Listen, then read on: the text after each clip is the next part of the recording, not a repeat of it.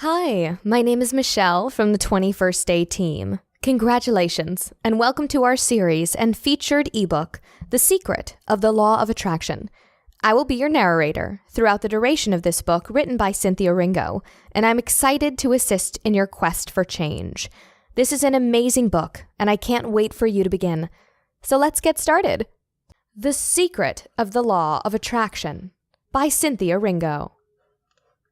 Before we begin, I wanted to give you an understanding of who I am and why I wrote this ebook and email series. My name is Cynthia Ringo. I'm a wife, caregiver, mother, and pastor. I was going through life, as all of us do, and I suddenly found myself in a period of change. My husband, who is also a pastor, had a stroke and was diagnosed with dementia.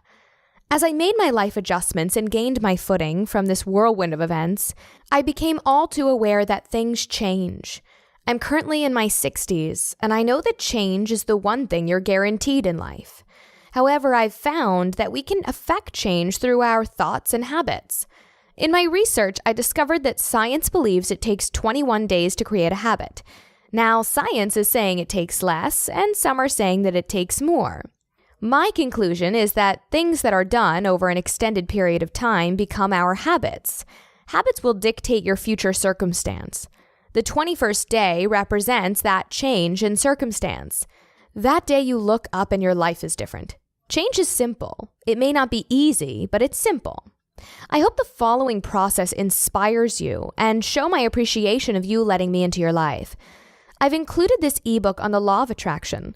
It's such an interesting and one of my favorite topics. My goal is for you to see change in your life. If you're doing well, I'd love to see you doing even better. If you're finding struggle all too often, I hope this shines light and provides enough insight to correct your course. I've studied many books and philosophies and started to notice that most book lists include the Bible, whether the person was of a religious faith or not. So a lot of my references will find their way from there. I invite you to follow this journey with each email offering.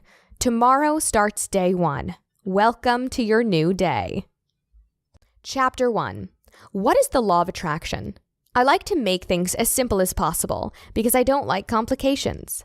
So the law of attraction is, in basic terms, what you focus on, you will attract. In other words, what you think about, you bring about. What we often miss about this law is that it works all the time, and it is working all of the time, positively or negatively. Most of the time we're just unaware, but we're in a constant use of it. Consider it like the law of gravity. We use it all the time, but we never really pay attention to it until we're about to fall. It's ancient, it's scientific, and it's biblical. Many of you have noticed that if your day seems to start off bad, you feel like the whole day goes down the drain. And then suddenly you hear good news and the sun seems to start shining directly on you. The day's still the same, but because your outlook changed, you start to notice the good things that are around you. The problem is not the law. The problem is that we don't utilize it to our advantage.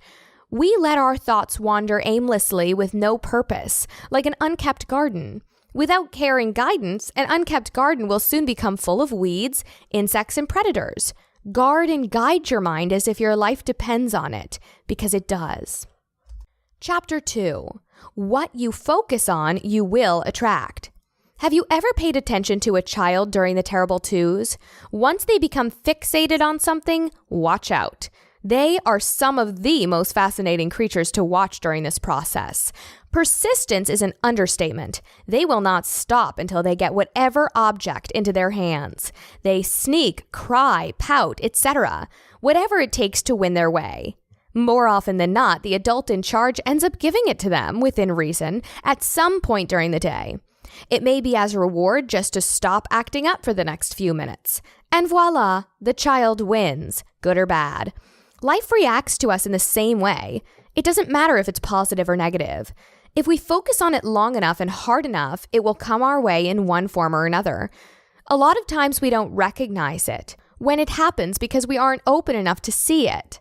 But it's always right there, the good and the bad. It just depends on which pair of glasses you decide to wear for that particular day. Chapter 3. The Missing Formula. Here's where it gets good and interesting. Just as gravity is a law that can keep you on the ground, when you combine it with the law of speed and aerodynamics, you get flight. If you attempt this without the proper combination, you'll never leave the ground. Thoughts without action will only produce a really good daydream. It's also been said, faith without works is dead. You have to have the action behind the thoughts and ideas. You can't score a touchdown just by thinking about it in the locker room. You have to put in the work to be prepared, then execute. The same goes for everything. You can't just want a better relationship without putting in the work, and vice versa. If you try to just do things without any thought behind it, your results may vary. This is a formula for most things: cakes, flight, farming, gardening, marriage, wealth, etc. Please don't sit on the couch wishing for a more happy and successful life, because all you'll get are happy thoughts and no progress. Chapter 4. Do words hurt? Words are one of the most powerful things in the universe. They can uplift you or tear you down. Oftentimes, emotional abuse is harder and takes longer to recover from than actual physical abuse. When you look at any culture or generation that has been oppressed or enslaved, there was a lot of emphasis put on what the captured heard every day to ensure their submissive state. We're in a time where words are used very loosely and recklessly. Many times, things are said out of shock value with no thoughts to the outcome of what was said. You can use your own words to paint your own picture and write your own story. As a matter of fact, you already do. However, most of us are painting and writing while we're turned around and looking over our shoulder at the rest of the world. By the time we turn around to see what the picture or script looks like, it's all messed up. Watch what you say. Speak on purpose. There's a book titled The Tongue, A Creative Read by Charles Capps. It's an amazing read on the power of what you say. It's a great place to start. Chapter 5. Decisions, decisions, decisions. For the law of attraction to work in your favor, you have to decide that it will and what that will be. You will never find a pilot that's unsure of what speed the plane needs to reach before takeoff. If you ever run into a pilot as such, don't get on that flight. Laws are solid and true. They can make for much success or much regret. Decide what kind of life you want first. Decide if you want happiness, love, friendship, wealth, health, or all of the above. Everything at the same time takes a lot more work, but anything is possible. Decide that you want the good. Decide that you want the better. Decide that there is purpose for you. Because all of this is true. However, someone once said, what is simple to do is also simple not to do. Nothing is too great or impossible. Limits only exist in your mind, according to what you've been taught previously.